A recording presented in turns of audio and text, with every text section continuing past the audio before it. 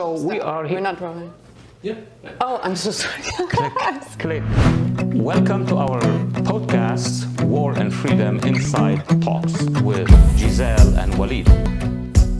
We will be talking now about something important to the American public, but mostly to Iranian Americans, to other Middle Eastern Americans, and it has to do with what to do in order to get our views and the views of these communities to the US government, to the European government. So I had a conversation with Gazelle and other friends about it. What is the situation now and what we need to do. I'll start with you, Gazelle. Why do we need to do an action in Europe and in the United States at the same time? What is the actual cause? What are you going to be talking about? Why are you asking me the question that I'm going to ask you? Because you're the expert on that.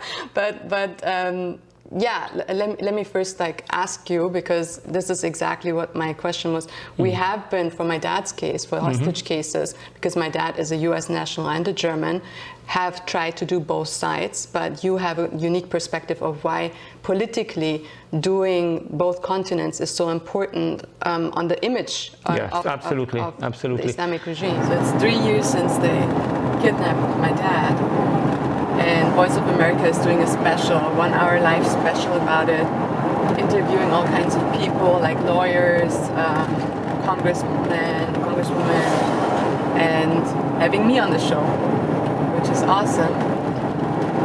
Kind of a little recap of what happened these 3 years, digging a little bit deeper into my dad's case, because the media, you get 2 minutes on air. It's usually the same question that everybody asks. What is the update? How's your dad doing? I don't freaking know. He's doing horrible. How about you? and then it's done, But this is going to be a very special show, because we're going into expert opinions. We're going into everything that happened, the feelings, who my dad is. And yeah, I think it's going to be great. The funny thing is that Voice of America's headquarters in LA is in the Federal Building in Wilshire. And that's where the FBI building is too. So when my dad was almost assassinated, that's where we had to go, where my dad had to go to talk to the federal agents who were protecting him and who foiled the plot. So it's a little bit like putting my feet into his footsteps and going there and being wow, so many years ago you were there, you were almost killed. I'm going there now. Same building, different occasion. You may do all the demonstrations that you want, the most powerful demonstrations, if you don't have a plan. If you don't have voices to take you to the parliaments, to the governments, because at the end of the day, when we demand something, or when your communities demand something, who's going to do it? It's the federal government of the United States, the federal government of Germany, the European Union. So there need to be a strategy for all these communities, which are now really flourishing and demanding and organized, how, first of all, unify themselves, the agenda, and then how to proceed. So we discussed, you and I, in terms of Germany. You have been part of discussions of the German government. Give us in 1 minute, what was the discussion about? What did you want them to do? Well, the German government has been much more open than the American government in talking to the hostage families and everything. The first thing I wanted them to do, in my dad's case, is acknowledge that he is a hostage. This is the problem in Germany and Europe, that we're not even saying that they're hostages. And that did not happen. So the Germans are very good at talking to you and doing nothing. The Americans, on the other side, completely blocked me. You mean the U.S. administration, US administration State Department did not talk to me for 3 years until we were camping out in front of the State Department. Then they were forced to talk to us because we had the press and everything there. Our governments have forgotten that their number one reason that we have governments is to protect their citizens, to protect their residents from terrorists. And that is your number one duty. But we have to remind them, we have to force them to do it, and this is just so exhausting that we have to do it and have no life, pretty much. Since my father was kidnapped and taken, actually since my father was almost assassinated here in Los Angeles on US soil, we have no life anymore. that has destroyed our family, and we don't see the support that we would need. And I don't think if anybody else was in our shoes, we have so many activists right now, like my dad, who are being terrorized, who are being persecuted, who are being subject to like almost kidnapping cases. I don't think it would be any different in their cases. So what does that mean when our governments don't step in when we need them to save us from terrorists? So that was the big two differences between European governments and US governments, and how they handle hostage cases, which are inconveniences for them, right? Yeah. For their politics. For now. And I can say one thing that Giselle has been working on, and many in these communities. In America, it's easier to outreach to the government. It's a direct democracy almost, but we have to distinguish what the administration wants, what Congress wants, what every single political party wants. So the first goal of these communities should be to organize themselves and have an outreach to the administration, an outreach to Congress, to both parties.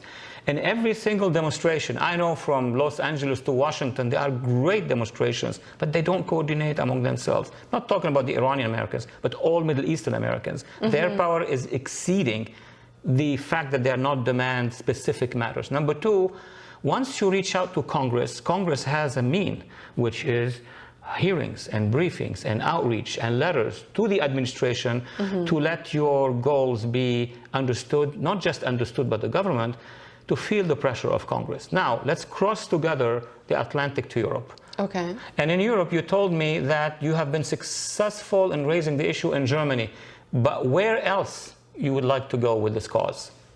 Well, the hostage cases Europe-wide. We have hostages from Sweden, from France, from all over the European... In Iran? In Iran. And you will visit also Gaza with me, that there are also hostages? The hostages in Gaza and the civilians that were hurt in Gaza, I think it's 43 countries that are involved. So yes, we have like most of the globe involved in that. So we need it. And Europe is very important that we have the European Union involved, which is again in Brussels. So those were the major points for us in Europe to get involved. So you met with German officials. And then other members of the opposition, the Iranian opposition, met with other officials everywhere in Europe. No. The Europeans have not talked to the opposition yet. I think there was one meeting or so between some of the opposition and Macron, and some of the opposition and somebody else in Germany.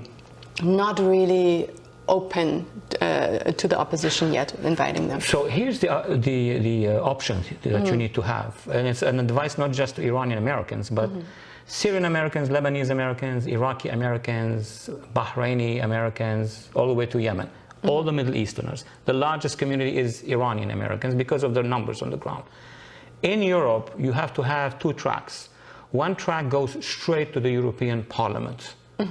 European Parliament decides over the budget, decides over the policy of the European Union.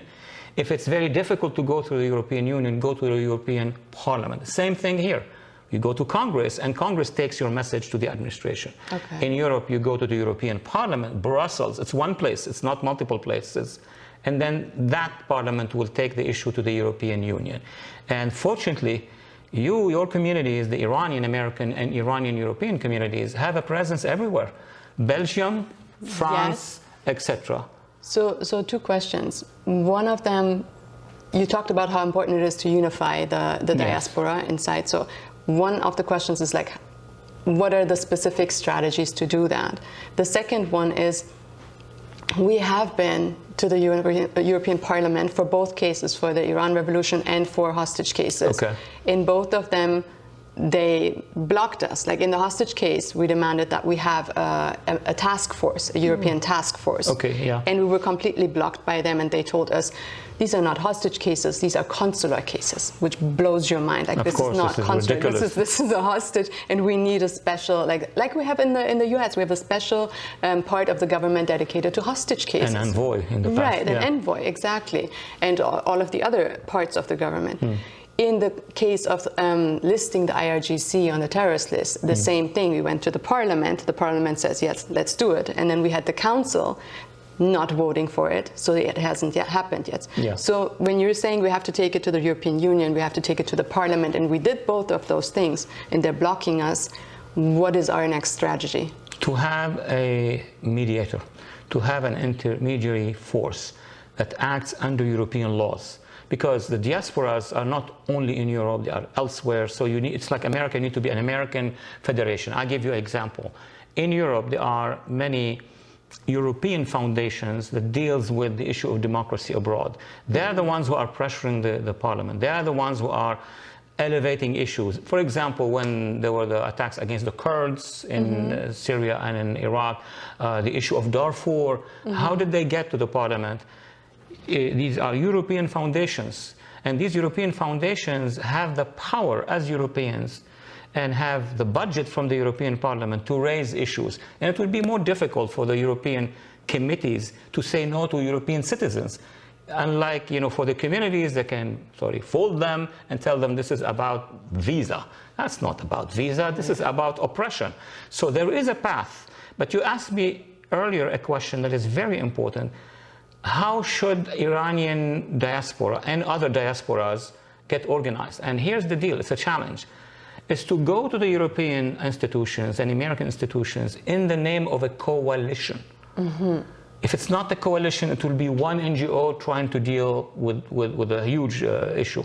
So Iranian Americans, even if they have diversity or multiple positions, they need, at least for the moment of getting this file to the European Parliament, say we are a council of NGOs of Iranian Europeans.